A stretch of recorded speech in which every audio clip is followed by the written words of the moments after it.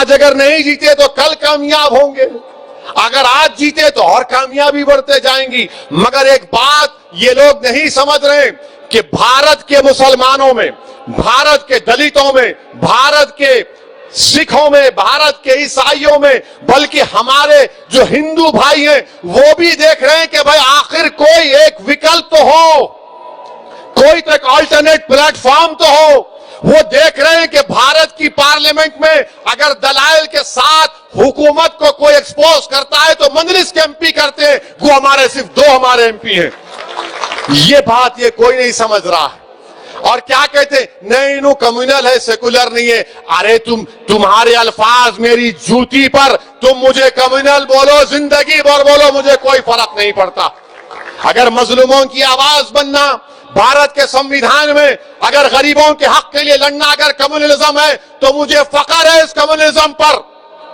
तुम झूठे हो, तुम सेकुलरिज्म के नाम पर गरीबों को लूटते आए हो, तुम सेकुलरिज्म के नाम पर मुसलमानों के नफरत पैदा करके अपनी सियासी रोटियों को सेकते रहे हो, चाहे उसमें बीजेपी हो या कांग्रेस हो या तमाम ये नाम निहाद सेकुलर पार्टियां।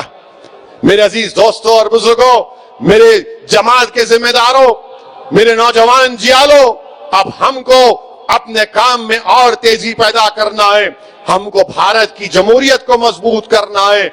और मैं एक बात ये भी बताना जरूरी समझता हूं, ये भी बताना जरूरी समझता हूं कि आज आप देखते हैं कि हमारी एक तकरीर पर अगर शाम में 6 बजे या 9 बजे जो टीवी के एंकर बैठते हैं उनको हमारी कोई तकरीर का जुमला मिल जाता है, 1-1 घंटा 3-3 घंटे माशाअल्लाह चलाते हैं। मगर भारत के एक रिटायर्ड सुप्रीम कोर्ट के chief justice, retired supreme court के चीफ जस्टिस ने एक टीवी के कॉन्क्लेव में जाकर कहा, सुप्रीम कोर्ट के बारे में, अदलिया के बारे में कहा, जुडिशियरी इज इन रैमशैकल्स, कोर्ट को जाने की कोई जरूरत नहीं है, क्या होगा वहां, क्या मिलेगा। वो तो खाली कॉर्पोरेट लोगों को जिनके पास करोड़ों रुपया है। अरे गोगोई एमपी साहब अब चीफ जस्टिस नहीं रहे, बोल सकते हो उनको, कोई कंटेम नहीं होता, बोल सकते अरे गोगोई, ए Gogoi, Mister Gogoi and MP. क्या गोगोई का वो बयान अगर मैं कह देता कि भारत की जुडिशियरी इज इन रैमशैकल्स, तो पूरे टीवी चैनल, भारत के पूरे टीवी चैनल दिन रात वही चलाते, देखो एक और भड़काऊ भाषण दे दिया, अब तो इसको अदलिया पे, जजेस के ऊपर, कोर्ट के ऊपर भरोसा नहीं है, क्या बात है वैसी, खूब चलाते, बाजा बजाते, एक एक टीवी एंकर अपने आप को चीफ जस्टिस बना लेता। मगर गोगोई बोला उनका है, उनका प्यारा है, उनका निराला है, उनका दुलारा है, अपना बोला तो कोई फर्क नहीं पड़ेगा। और क्या बोले गोगोई, जुडिशियरी इज इन रैमशैकल। अच्छा, रैमशैकल का मतलब उर्दू में देखा मैं, उर्दू की डिक्शनरी निकाला तो रैमशैकल का मतलब यह है खराब, बर्बादशुदा, शिकस्ता, खस्ता हाल। अगर मैं ये बात बोलता तो अब तक मेरे 10-15 शादियां करा देते टीवी चैनल वाले।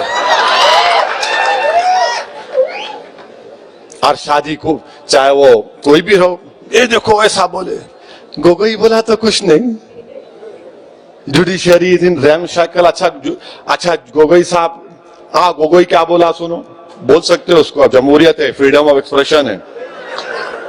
अब लॉर्डशिप नहीं बोल सकते हो उनको, अभी नहीं है ना, उन्होंने आम आदमी हो गए, उन्होंने ऊंची कुर्सी बैठ रहे बोलेंगे माय लॉर्ड, मी लॉर्ड, अब नहीं बोल सकते, आओ गोगोई बोलेंगे। रंजन गोगोई उनका नाम है। क्या कहा उन्होंने कि गरीबों को कोई इंसाफ नहीं मिलता। गोगोई, गरीब भारत में कौन है, मुसलमान है, सिख है, दलित है, आदिवासी है, हमारे हिंदू भाइयों में भी बहुत गरीब हैं, ओबीसी भाइयों में गरीब हैं। आप ये कहना चाह रहे हैं कि आप चीफ जस्टिस थे, आप ये कहना चाह रहे हैं कि भारत के गरीब अदालत से इंसाफ की उम्मीद खत्म कर लें? आप ये कहना चाह रहे हैं कि वो कॉरपोरेट लोग जिनके पास करोड़ों रुपये है, वो करोड़ों रुपए की बुनियाद पर इंसाफ मिलेगा, गरीब मुसलमान को इंसाफ नहीं मिलेगा, जिसकी आंखों के सामने उसकी मस्जिद को शहीद कर दिया गया था? एक सिख को इंसाफ नहीं मिलेगा जिसकी आंखों के सामने उसके बाप के गले में जलता हुआ टायर डाला गया था दिल्ली की सरजमीन पर? उस सिख को जिसके खून से दिल्ली की सरजमीन को लाल किया गया था, उस दलित को इंसाफ नहीं मिलेगा महज इस बिना पर कि वो अपनी शादी पे घोड़े पे निकलता है या मुंह छोड़ता है, उसको मारा जाता है? उस दलित बच्ची से इंसाफ नहीं मिलेगा जिसको खेतों में ले जाकर एक एक नहीं 5-5 लोग रेप करके उसको कत्ल कर देते हैं? उस आदिवासी को इंसाफ नहीं मिलेगा जिसके घरों को, जमीन को लूटा जा रहा है? उस आदिवासी एमपी को इंसाफ नहीं मिलेगा जो एडमिनिस्ट्रेशन के दबाव और उनकी नाटों की वजह से, उसके जुल्म की वजह से उसने खुदकुशी कर ली? बताओ गोगोई, तुम क्या कहना चाह रहे हो? मैं दारुस्सलाम की सरजमीन में खड़े होकर कह रहा हूं कि हमको जमहूरियत पे भरोसा है और रहेगा, हमको अदालत पर भरोसा है और रहेगा, सुप्रीम कोर्ट पे भरोसा है और रहेगा। मगर ये कैसा चीफ जस्टिस था साबिका? और नरेंद्र मोदी जी, आपने कैसे आदमी को एमपी बना दिया? प्राइम मिनिस्टर, आपने तो बहुत बड़ी गलती कर दी। आपने ऐसे आदमी को अपॉइंट किया, सेलेक्ट किया, जो खुद चीफ जस्टिस के कुर्सी पे बैठा था, आज कह रहा एमपी बन के अदालत में कुछ नहीं होता, रैम शैकल्ड है, गरीबों को इंसाफ नहीं मिलेगा। अरे गोगोई को क्यों बनाए मोदी जी आप? आपको कोई और नहीं मिला? क्यों मिला गोगोई? हां, मैं जानता हूं गोगोई को क्यों बनाए आप, मगर ऐसे आदमी को बनाए। अच्छा, आप देखिए, दुनिया के मशहूर constitutional expert Clark Cunningham, William Hobart ने क्या कहा था भारत के सुप्रीम कोर्ट के बारे में? The most powerful court in the world. और शायद गोगोई ने देखा होगा, जानता भी है गोगोई, यही सुप्रीम कोर्ट था जिसने कहा था कि जब गुजरात जल रहा है तो वहां का चीफ मिनिस्टर नीरो की तरह बांसुरी बजा रहा है। यही सुप्रीम कोर्ट ने पूरे एमपीज को, एमएलएस को, इलेक्शन लड़ने वालों से कहा कि तुमको अपने खिलाफ जो क्रिमिनल केस है दिखाना पड़ेगा। यकीनन सुप्रीम कोर्ट में कमजोरियां हैं, मगर एक साबिका चीफ जस्टिस बोलेगा आए कुछ नहीं, कोई भरोसा नहीं, कैसा होगा? और कोई कंटेम नहीं, कोई आवाज नहीं, कोई चीख पुकार नहीं, कोई टीवी पे प्रोग्राम नहीं, ना 6 बजे ना 9 बजे, कुछ नहीं, क्योंकि गोगोई उनका है और ओवैसी गैर है। ये इनकी सियासत है मेरे अजीज दोस्तों और बुजुर्गों। अच्छा, गोगोई ने क्या कहा? कहता है कि हमको $5 ट्रिलियन की इकोनॉमी चाहिए, मगर हमारे पास we want a 5 trillion economy but we have a ramshackle judiciary. अरे गोगोई, जुडिशरी अदलिया का काम इकोनॉमी को चलाना नहीं है, जुडिशरी का काम इंसाफ दिलाना है, इंसाफ। जुडिशरी का काम ये नहीं है $5 ट्रिलियन इकोनॉमी 20% हो जाए, 10% जीडीपी हो जाए। जुडिशरी का काम इंसाफ दिलाना है। ये ऐसे आदमी को हमारे भारत के वजीर आजम ने इसको एमपी बनाया है। अच्छा, और एक बात हम ये पूछना चाह रहे गोगोई साहब से, आप जब बैठे थे आपने जुडिशरी को अनशैकल करने के लिए क्या किया? आपने कुछ तो किया होगा ना? नहीं, कुछ नहीं। आज आप बताइए कि एक साबिका चीफ जस्टिस जिसको नरेंद्र मोदी ने एमपी बनाया, उनकी गवर्नमेंट ने बनाया, अब कोई दीवाना भक्त बोलेगा मोदी जी नहीं बनाए, प्रेसिडेंट बनाया। अरे दीवाने, कॉन्स्टिट्यूशन पढ़ जाके ने एक नया कानून बनाया, आईटी रूल्स, यानी अब आप व्हाट्सएप करते ना पूरे, कितने लोग करते? हाथों उठाओ।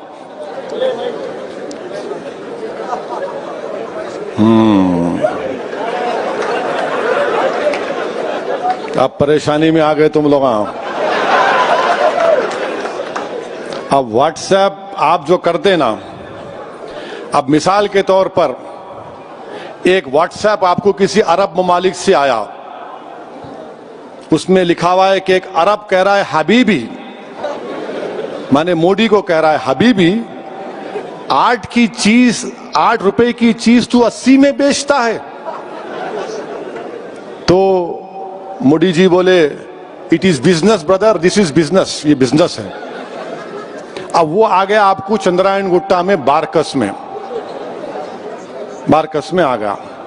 अब वो बेचारा देख के बोला पूरे अरबों का इलाका है, यमनियों का गयूर कौम है वो, तो उन्होंने क्या करे व्हाट्सएप को फॉरवर्ड कर दिए। एक हो गया। दूसरा, आप घर को जा रहे दारुसलाम से निकल के, हमको भी आता, व्हाट्सएप आया, जरा आते आते कोतमीर का कट्टा ला लो, जरा आते आते सौदा ला लो, तो घर में को आगे नामपली मार्केट से, चौक की मार्केट से मुर्गी कटा के लाओ, व्हाट्सएप पे आता। और क्या करते औरतें बीवियां आजकल, जरा उस पे जोर देने के लिए एक इमोजी आता, इमोजी मालूम ना, गुस्से का चेहरा डालते, लाना देखो, आप देख के बोलते अरे क्या है रे, कोतमीर का कट्टा बना दिए मेरे को। खैर आप लेके चले गए। अब नरेंद्र मोदी की हुकूमत क्या कह रही, कैसा तुम फॉरवर्ड करे कोतमीर का कट्टा, कैसा फॉरवर्ड करे या हबीबी को। ओरिजिनेटर कौन है, ओरिजिनेटर कौन है, और कानून ये बनाए कि इसके ऊपर पब्लिक ऑर्डर पैदा हो सकता। अगर अरब ममालिक से कोई व्हाट्सएप आया तो मोदी हुकूमत ने कानून बना दिया कि भारत के और उस अरब ममालिक के ताल्लुकात खराब हो सकते, ये भारत की सॉवरेनिटी का मसला, आप पे केस बुक करेंगे। अब तुम बताओ कहां से ओरिजिनेटर हुआ ये रूल्स हैं उसके, ये उसके रूल्स हैं, आईटी रूल्स में निकाल के लाया थोड़ा। कल रात में जरा बैठा था, जो जानकार लोग हैं उनसे पूछ रहा था कि क्या है भाई ये, माने आपको ये बताना पड़ेगा कि फर्स्ट ओरिजिनेटर कौन है। आखिर ये क्यों, आपको क्यों फिक्र भाई, मैं कोतमीर का कट्टा लेके जाता हूं, आलू लेके जाता हूं, भाजी लेके जाता हूं, आपको क्यों फिक्र। बोलेंगे नहीं नहीं देखो उन्होंने कैसी बात कर रहे। आप क्यों देखना चाह रहे मेरे मैसेज को। जितने न्यूज के चैनल हैं, चाहे वायर हो, कैरावान हो, स्क्रॉल हो, प्रिंट हो, ये डिजिटल न्यूज चैनल है, इनको भी कानून लागू। बाहर के अगर अखबारात यहां से, जैसा न्यूयॉर्क टाइम्स है, वॉशिंगटन पोस्ट है, ये तमाम अखबारात अगर न्यूज, आप बताओ ओरिजिनेटर क्या करे, आप उन पे भी एक्शन क्या करेंगे। इंटर डिपार्टमेंटल कमेटी बनाएंगे और वो लोग ये देखेंगे कि न्यूज अगर गलत है आप माफी चाहना या डिलीट करना, और नहीं तो फिर आप पे ऊपर ऑफेंस लगा देंगे। मोदी जी ये क्यों कर रहे आप। अच्छा, नरेंद्र मोदी साहब का कल देख रहा था मैं, मालूम किया, दिसंबर 2017 में नरेंद्र मोदी भारत के प्रधानमंत्री ने अपने बीजेपी के एमपीज को कहा था, शिकायत की बल्कि, कि तुम लोग मेरे को जवाब नहीं देते मित्रों। एमपीज को कहा, सही कहा, जोक नहीं है, तुम मेरे को जवाब नहीं देते। मैं तुमको गुड मॉर्निंग का मैसेज भेजता हूं, तुम वापस मेरे को गुड मॉर्निंग का मैसेज नहीं भेजाते। अरे प्राइम मिनिस्टर अपने एमपी से बोल रहे कि मैं तुमको गुड मॉर्निंग का मैसेज भेजाता हूं और तुम मेरे को वापस गुड मॉर्निंग नहीं बोलते। मोदी जी उन्हें गुड मॉर्निंग नहीं बोला तो हमारी मॉर्निंग क्यों खराब कर रहे हैं आप। अरे आप क्यों, आपको गुड मॉर्निंग नहीं बोले, आप क्यों बोलना गुड मॉर्निंग, आपको नहीं बोलते गुड मॉर्निंग। हम बोलते किसानों का काम करो, हम बोलेंगे दिल्ली के फसादात में मरने वालों से इंसाफ करो, सिखों से इंसाफ करो, मगर मोदी जी बोल रहे मेरे को गुड मॉर्निंग का जवाब भी नहीं देते मेरे एमपीज।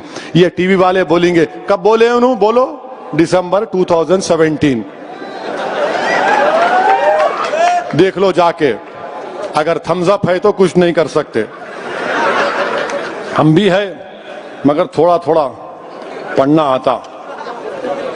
मेरे अजीज दोस्तों और बुजुर्गों, इसीलिए हम ये आईटी रूल्स के खिलाफ हैं। हम हुकूमत से मुतालबा करते हैं कि इसको निकालिए। ये भारत के संविधान के खिलाफ है। आप प्राइवेसी का जजमेंट आ गया, डेटा के रूल्स क्यों नहीं बनाते आप? डेटा के रूल्स बनाइए ना। कुछ नहीं बनाएंगे आप, नहीं कोई, बस हर चीज पे झांकना, हर एक की कुंडी में मुंडी डालना। बोलते हैं हैदराबाद में अपन, अरे कई को डाल रहा, अरे हर एक की कुंडी में मुंडी। इनको बड़ा शौक, हर एक की कुंडी में मुंडी। क्या हो रहा, तुम क्या कर रहे, क्या खा रहे, क्या पी रहे, क्या पहन रहे, किससे शादी कर रहे, उससे शादी मत करो, इससे करो। अरे आपको क्या जरूरत है भाई साहब? मैं तो कर रहा हूं ना, घर में है, आपको क्या करना है? कोतमीर का कट्टा ही लेके जा रहा हूं, मगर वो फर्स्ट ओरिजिनेटर कौन है? आपको फिक्र नहीं है दिल्ली के फसादात के बारे में। 1 साल हो गया दिल्ली के फसादात होकर। फैजान को किसने मारा? भारत के वजीर आजम बताइए, हम पूछना चाह रहे हैं। फैजान को, वो बच्चा जो 4 बच्चे जमीन पर लेटे हुए थे, हजरत पुलिस जिनको मार रही थी, और जनगण मन पढ़ो। मिस्टर मोदी, फैजान को किसने मारा? फैजान को मारने वालों को आप क्यों नहीं पकड़ते? जिन्होंने कहा था कि देश के गद्दारों को गोली मारो, उनको नहीं पकड़ते। वो आराम से फिर रहे हैं, बैठ रहे हैं। फैजान मर गया, उसकी फिक्र नहीं है। और फिर कितनों का नाम लूं मिस्टर मोदी, बताइए आप? आपके सामने नाम ले रहा हूं। ये कैरावान मैगजीन का पहली मार्च का रिपोर्ट है। एक फैजान खान नाम का बच्चा खाली सिम कार्ड बेचा, 4 महीने जेल में था, कोर्ट उसको बेल दी। अशफाक हुसैन इलेक्ट्रिक शॉप का, उसको जिस्म पे 5 गोलियां मार दिए। 10 दिन पहले, मरने से पहले अशफाक की शादी हुई थी। मिस्टर मोदी, इससे इंसाफ कब होगा? फिर इसमें 15 साल का नितिन कुमार, ये हमारा हिंदू भाई का बेटा था, खाना लाने के लिए निकला 26 फरवरी को। उसके वालिद को फोन आया कि उसकी डेड बॉडी जीटीबी हॉस्पिटल में। कौन मारा नितिन कुमार को? 85 साल की अकबर बेगम को जिंदा जला दिया गया। 19 साल की आकिब को सर पर मारकर कत्ल कर दिया गया। आमिर, जिसकी 4 साल की बेटी आज भी अपने बाप के लिए तड़पती है। आमिर खान और हाशिम 2 मर गए, दोनों भाई थे, कोई इंसाफ नहीं। मोहम्मद वकील 52 इयर्स, उसके आंख में लाके एसिड फेंक दिए, आज भी वो तड़प रहा है, कोई इंसाफ नहीं मिलता। और फिर 24 फरवरी के दिन दिल्ली पुलिस का एक सब इंस्पेक्टर मोहम्मद फुरकान को गोली मारकर शहीद कर दिया। चश्मदीद गवाह है मिस्टर मोदी, आप इंसाफ नहीं कर रहे हुकूमत आपकी। हम चाहते हैं कि हुकूमत इंसाफ करे। इंसाफ करने से ही अमन पैदा होगा, अमन मजबूत होगा। अगर हुकूमत वाकई में सबका साथ, सबका विश्वास, सबका विकास की बात करती है, तो भारत के प्रधानमंत्री को दिल्ली के फसादात में मरने वालों से इंसाफ करना पड़ेगा। 52 लोग मर गए, जिसमें से 41 मुसलमान थे और मां बाकी हमारे हिंदू भाई थे। सबसे इंसाफ करना है। जेनोसाइड हुआ वहां पर, अब तक 1 साल हुआ, कुछ नहीं हो रहा है। मेरे अजीज दोस्तों और बुजुर्गों, मैं आपसे अपील कर रहा हूं कि कोविड के लिए वैक्सीन आया है, वैक्सीन लीजिए। वैक्सीन लेना है, आपको अपनी जान को बचाना है। इसमें किसी को डरने की जरूरत नहीं है। बहुत से हमारे लोगों को हमने खो दिया, ये अल्लाह का बड़ा फजलो करम है कि अहमद पाशा कादरी साहब को 2 मरतबा कोविड हुआ, मगर अल्लाह ने उनको सेहत दे दी, अल्लाह का बहुत बड़ा करम। इम्तियाज जलील को कोविड हुआ, अल्लाह ने उनको शिफा दे दी। बहुत से हमारे अराकीन बल्दिया को हो, अल्लाह ने उनकी शिफा दे दी। बाज मजलिस के चाहने वाले, मजलिस के जिम्मेदारान, उनकी मौत हो गई, अल्लाह उनकी मगफरत फरमाए।